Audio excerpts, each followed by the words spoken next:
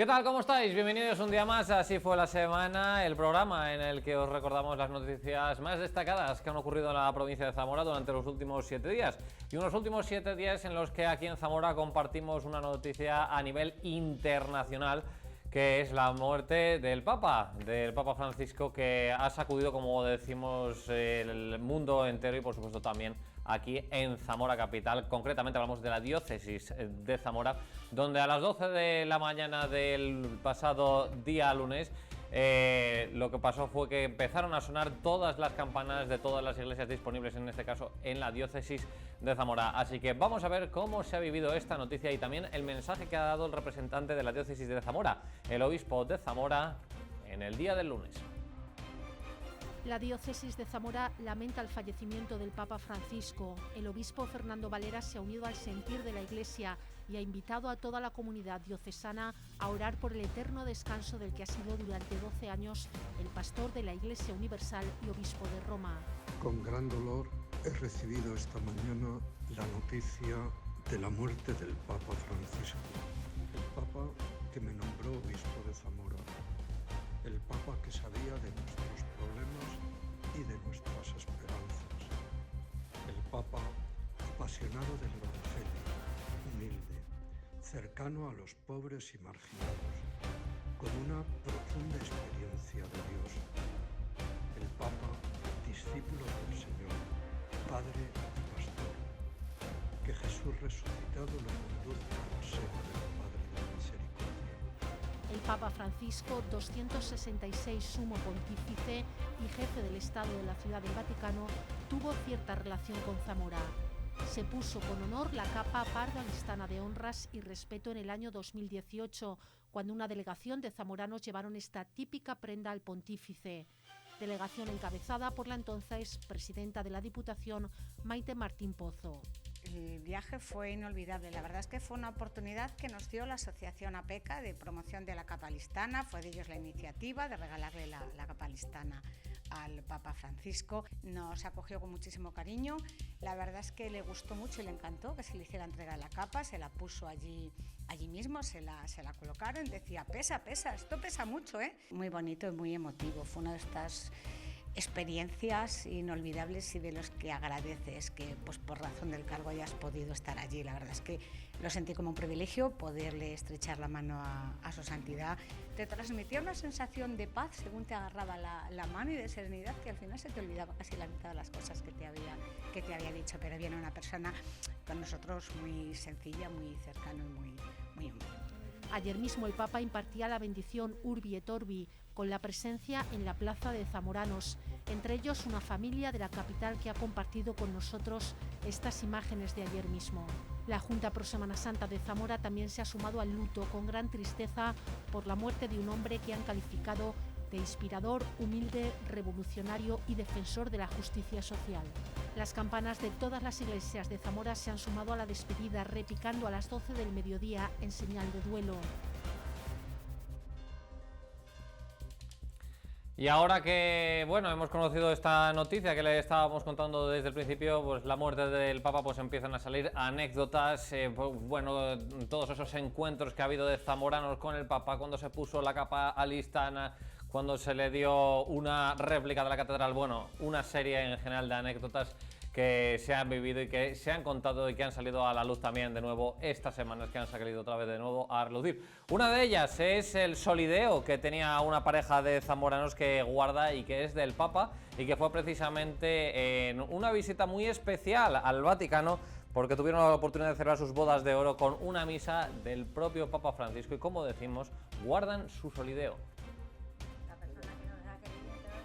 Es el solideo del Papa Francisco. Se trata de un casquete de seda que porta habitualmente el Papa, pero este está en Zamora y pertenece a este matrimonio. Francisco y María Eugenia celebraron sus bodas de oro con una misa en el Vaticano, presidida por el propio Papa. Esperando que saliese el Papa, y la verdad es que cuando salió el Papa de la sacristía para decir la misa, la verdad es que nos emocionamos. Después de la Eucaristía mantuvieron un encuentro personal con Francisco. Era el año 2017. Llevaron un solideo realizado por la sastrería de la iglesia como regalo. Saqué el solideo, él pensó que se iba a poner el solideo unos segundos y devolvérmelo. Le dije, no, quiero el suyo. Y dijo, no, es que me traen cada cosa. Ahí empezó una negociación, donde lo estuvo tocando, lo estuvo mirando y le dijo al que tenía al lado, ¿qué tal? Se lo puso. Dijo, bien. Dijo, vale. Entonces ya me dio el suyo. Y departieron con el Papa con tranquilidad. El encuentro con él fue emotivo, sencillo, maravilloso. Encontré una persona humana, muy preocupada por todo. Le pedí una bendición para España y me dijo, buena falta le hace, porque le dije yo, buena falta le hace, hijo, estoy de acuerdo. Le dije también, no soy digna de estar aquí, y me dijo, ni yo donde estoy, tampoco soy digno de esto. Pues completamente llano, o sea, un hombre asequible totalmente. Estuvimos hablando, eso dijo que él no nos metió prisa en absoluto, no vimos que estuviese deseando que no en absoluto. Un viaje que organizaron sus hijos y Francisco y María Eugenia atesoran en su memoria. Y continuamos en este caso con la Semana Santa, porque también, como sabemos, es muy importante para la provincia de Zamora desde el punto de vista económico, devocional y en general a nivel social.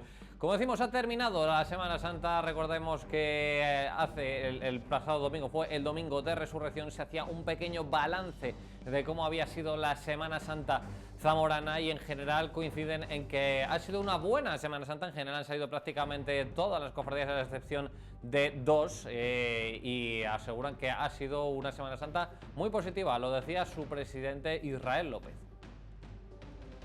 La Semana Santa de Zamora ha sido positiva pese a las inclemencias meteorológicas. Ha sido una Semana Santa buena, con un sabor agridulce por las suspensiones de ayer, sábado y el viernes, pero bueno, no podemos decir que ha sido una Semana Santa mala, porque no lo ha sido, con la previsión de tiempo que teníamos, que era una previsión muy mala.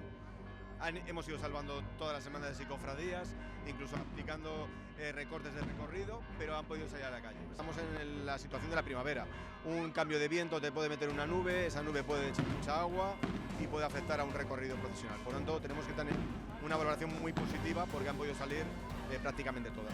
Aunque el tiempo para preparar todo ha sido escaso con los cambios en la Comisión de Gobierno de la Junta Pro Semana Santa, aseguran sentirse orgullosos del trabajo realizado. Hemos sacado adelante todo, la nota no somos nosotros que la tiene que poner, la tiene que poner el resto, pero hemos trabajado duro. Ahí está la PP, ahí está la difusión, ahí está la Semana Santa 2025 y estamos muy contentos y bueno, a empezar a trabajar para el año que viene. López ha recalcado además el éxito de la nueva aplicación. Ha habido casi 8.000 descargas de la app, recordemos que es gratuita, recordemos que el año que viene, después de este éxito de este año, estará para el resto de plataformas y bueno, hay que seguir trabajando, seguir dando más difusión. Una Semana Santa a la que se le pone el broche final pensando ya en esa cuenta atrás para el 2026. Y todos los años a estas alturas no solamente le hacemos un balance de cómo ha sido la Semana Santa a nivel económico, social, no solamente ello, por cierto, a nivel económico también tenemos que recordar que para la hostelería ha sido una Semana Santa muy positiva, que se ha extendido incluso fuera de los límites normales de la Semana Santa. Incluso algunos turistas empezaban a trasnochar, empezaban a pernoctar, mejor dicho, el domingo de Resurrección para el lunes siguiente a la Semana Santa, que es algo que los hosteleros consideran nuevo. Pero bueno, aparte de eso está el balance de seguridad, que este año también ha sido muy positivo. Aseguran que ha habido algún incidente, pero como los hay en absolutamente todos los fines de semana, pero nada fuera de lo normal, incluso en el botellón del Jueves Santo. Ha sido una Semana Santa tranquila y con normalidad. Lo más llamativo, que he pedido un informe a la Policía Nacional y no me lo ha dado porque no hay nada. Ha sido criminalidad normal, de un fin de semana normal, ni la aglomeración de gente en San Martín, ni una llamada, o sea, ninguna incidencia, con lo cual, por lo que respecta a Zamora ciudad, normalidad total. También en cuanto al tráfico y desplazamientos, tan solo ayer a primera hora hubo alguna restricción. En cuanto a accidentabilidad también la normal, ahora ya no tenemos teníamos 2 puntos con algunas restricciones por precaución en la 52 y en la 525, ya desde las 10 de la mañana no hay hay libre circulación. Una Semana Santa en la que ha destacado el buen comportamiento de los zamoranos y miles de visitantes que han venido a disfrutar de nuestra pasión. Y como no, hablamos también ahora de las audiencias que ha tenido la 8 Zamora, que les ha ofrecido durante la pasada semana, la Semana Santa Zamorana. Entonces les vamos a lanzar algunos datos, por ejemplo, no solamente en la audiencia de la 8, sino también de la 7. En Castilla y León, más de 800.000 espectadores siguieron esta cita. Y en Zamora, ahora sí, ya estamos hablando de la 8 Zamora, ha mantenido un liderazgo con 70.000 espectadores de media. La retransmisión que ha sido más seguida ha sido la de la Veracruz, el Jueves Santo, que ha tenido en Zamora 41.000 espectadores con un 75% de cuota de pantalla. En cualquier caso, lo que vamos a hacer ahora es lanzarnos a conocer más de cerca todos estos datos. En Castilla y León y en Zamora se ha vivido la Semana Santa pegados a las 7 y a la 8. Más de 800.000 espectadores han seguido cada una de las dos cadenas.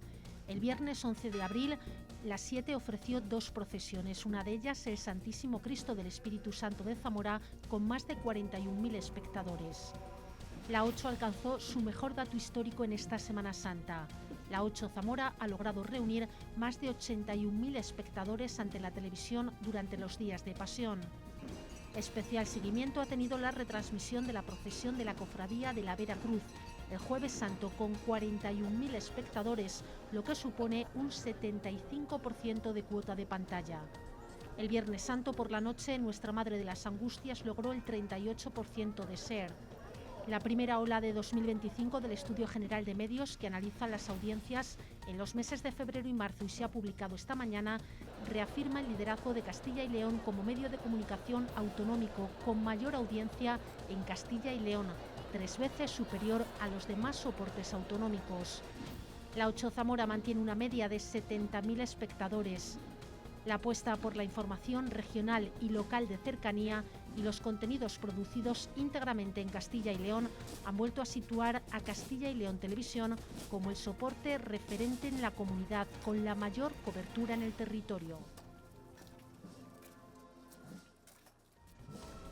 Si han pasado por la calle Ramos Carrión y por la Plaza de Beriato, se habrán dado cuenta de que ha habido mucho movimiento, sobre todo a inicios de esta semana, y esto es por esas jornadas de emergencias que se han estado realizando, como decimos, tanto en la Plaza de Beriato como en el Teatro Ramos Carrión. Pues bueno, hablamos de ambulancias, un accidente con heridos, un hospital de campaña con una cabina de descontaminación y equipamiento especial, aparte de la inauguración propia de este congreso. Un choque frontal de dos vehículos con una persona atrapada dentro de uno de los coches. Saber actuar en esta situación requiere conocimientos y mucha práctica. Los técnicos en emergencias que llegan a un accidente primero valoran la situación de los heridos. En cuestión de segundos deciden cómo sacarlos. Cuando hay riesgo vital inminente para la dotación o para el paciente, lo que hacemos es una extracción muy rápida, manual. Luego cuando tienes un minuto y medio, utilizamos unas técnicas de extracción ya empleando dispositivos de restricción espinal y, por ejemplo, la tabla larga que la veis ahí a la derecha. Y ya cuando la situación es mucho más estable, hay otros dispositivos que te permiten extraer al paciente de una forma mucho más tranquila, inmovilizada, pero que requieren mucho tiempo. Entonces, dependiendo de la situación de gravedad, tienes que utilizar una técnica o tienes que utilizar otra. Todas esas técnicas se entrenan en jornadas como esta. También se practica cómo tratar a un paciente que ha sufrido algún incidente de tipo químico o biológico.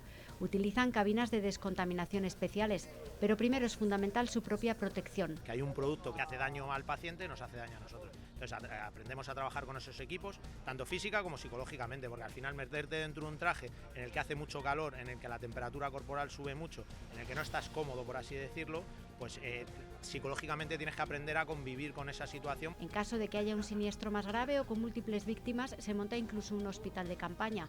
Aporta sobre todo intimidad para pacientes y profesionales. Nosotros hacemos técnicas de trabajo sobre los pacientes que muchas veces para el público en general no son agradables de ver y sobre todo para los familiares y para el propio paciente necesita una intimidad. Entonces lo que conseguimos es preservar esa intimidad y sobre todo tener una zona de trabajo confortable dentro de que nosotros trabajamos en la calle y nuestra zona de trabajo no es confortable de por sí. Todo este despliegue forma parte de los talleres previos a la Jornada Nacional de Técnicos en Emergencias Sanitarias. Se ponen al día en material y técnicas. Actualizamos nuestras formaciones para poder reciclar a los técnicos que tenemos activos. Se junta gente de toda España y luego esta gente puede llevar estos conocimientos que adquiere aquí a su zona de trabajo. Cursos sobre reanimación cardiopulmonar, control de hemorragias o de actuación ante hipoglucemias forman parte también del programa de una jornada que mañana tendrá una parte congresual más teórica.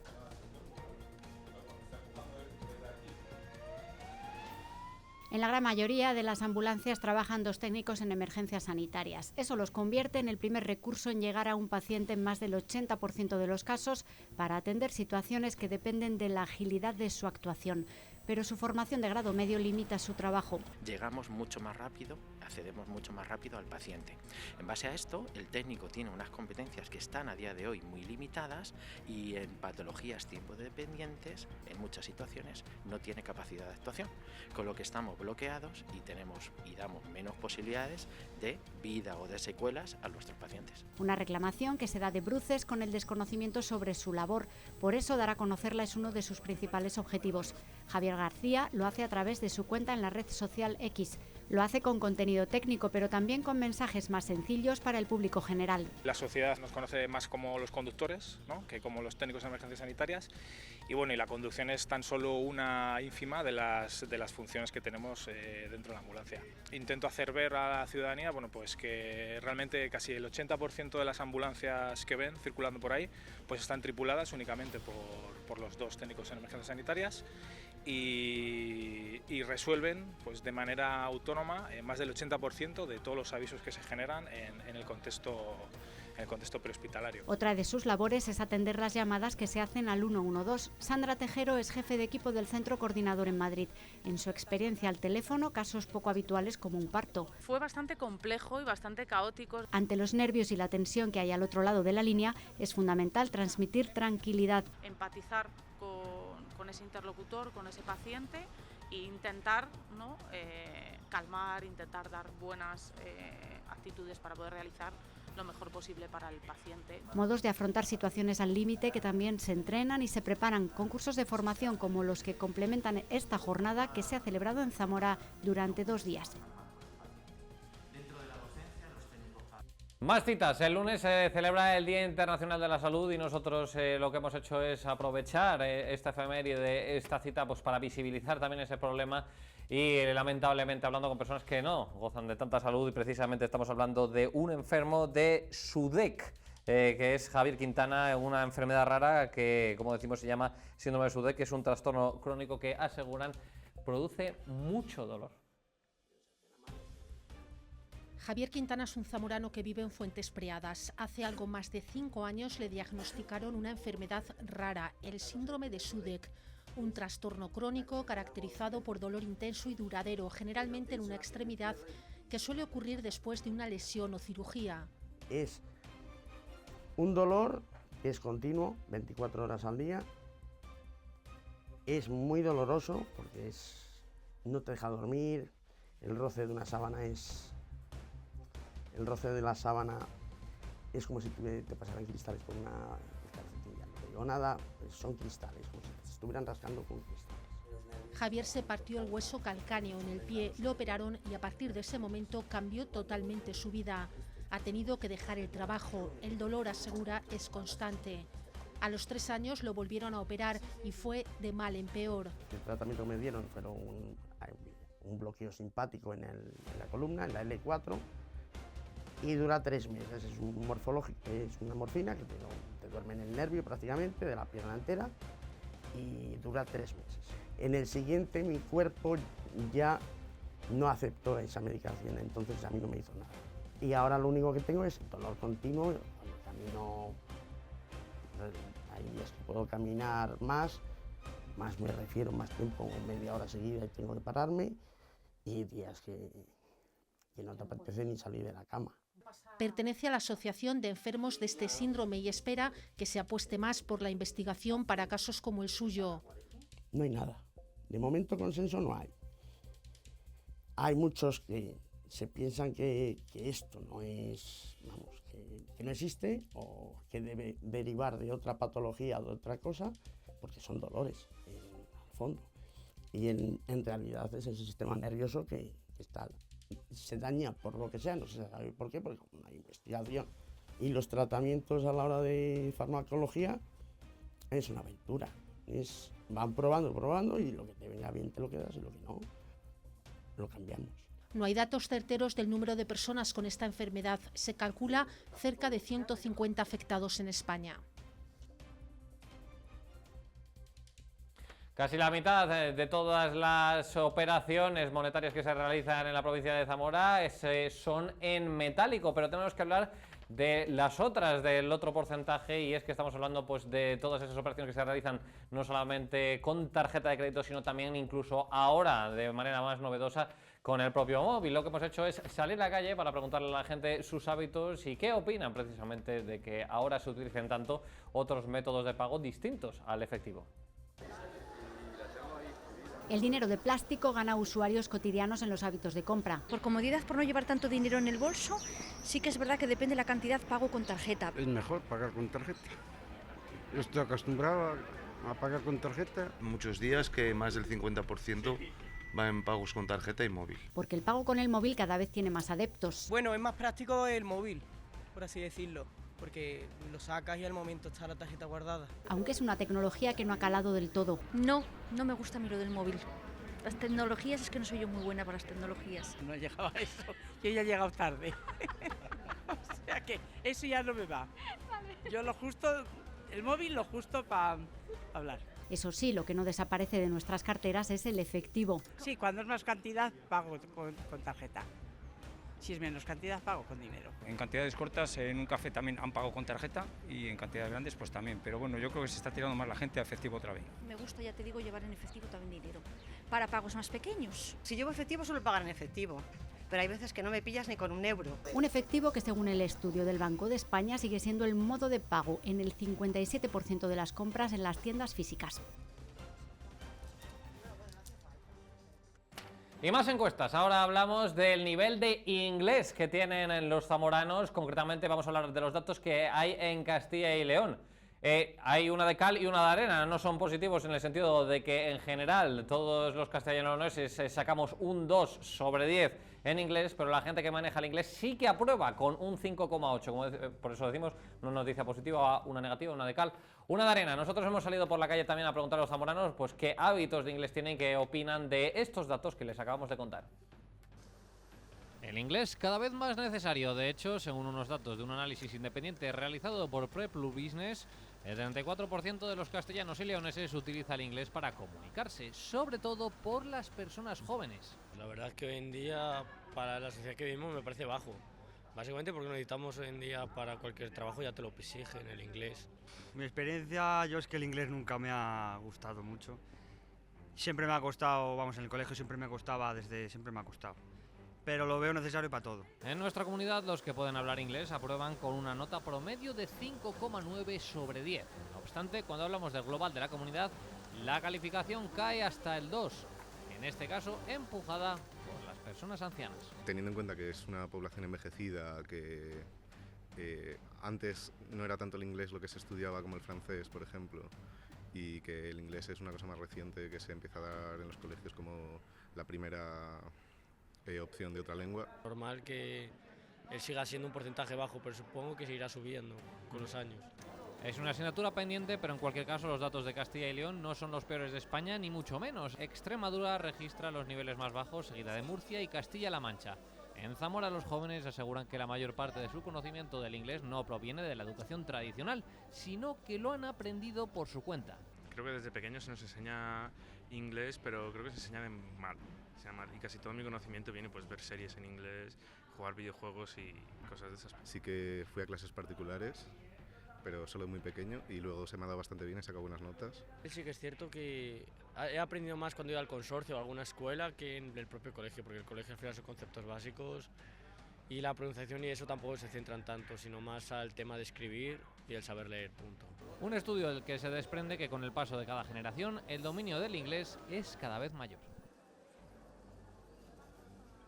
1000 ojos esconde la noche. Este es el título de la novela, de la nueva novela de Juan Manuel de Prada, del afamado escritor zamorano. Es la segunda parte, como decimos, como nos ha contado él mismo. Fue una decisión de la editorial de partir su novela en dos, y esta es la segunda parte que acaba de salir y que ha presentado en el Hotel NH. En cualquier caso, vamos a conocer un poco más de cerca. Hemos hablado con él y esto es lo que nos ha contado Juan Manuel de Prada de su última novela. Como decimos, se llama 1000 ojos esconde la noche. Bueno, estamos dentro Juan Manuel de Prada ha presentado en Zamora su último trabajo. Se trata de 1000 ojos esconde la noche 2, cárcel de tinieblas, como continuidad de La ciudad sin luz. Prada nos vuelve a llevar a París. Si en la primera parte lo hacía entre los años 1940 al 42, ahora la trama transcurre entre el 42 y el 44. En donde a París pues apenas hay comida, apenas hay combustible, las casas están heladas, entonces en ese clima cada vez más gélido y más fúnebre, pues vamos viendo cómo esta comunidad de artistas pues tiene que sobrevivir en condiciones un poco penosas, ¿no? Y bueno, pues los artistas y escritores pues empiezan a pasarlo mal, ¿no? Empiezan a pasarlo mal, algunos se vuelven a España, los que pueden se vuelven a España. A finales del año 42, Gregorio Marañón, por ejemplo. Prada señala que siempre se ha sentido atraído por el mundo de las falsificaciones y en aquella época los artistas españoles exiliados en Francia tenían mucho que ver con este mundo. Pero bueno, sí, en general son años muy turbios en donde estos artistas se dedicaron a actividades, digámoslo así, poco honrosas, falsificación de obras de arte, falsificación de documentos, para poder salir de Francia, la gente que quería salir de Francia, los judíos o no judíos que querían salir de Francia, también al mercado negro. Quiero decir que son cosas de las que casi ninguno habló, ¿sabes? Y a través de los archivos, pues descubres aspectos de la vida de todos estos personajes muy llamativos, ¿no? El escritor recupera al personaje Fernando Navales en ese escenario que lucha por redimirse. La primera parte de la obra dejó un gran sabor de boca y ahora Prada nos presenta la segunda, contundente y atractiva. El público así lo demostró llenando el acto de presentación en el Hotel NH de Zamora. Pues eso ha sido todo. La semana que viene volveremos de nuevo en Así fue la semana y lo haremos con más noticias, con más actualidad y con lo último que haya pasado en Zamora en los últimos 7 días. Hasta entonces, que pasen buen fin de semana. Adiós.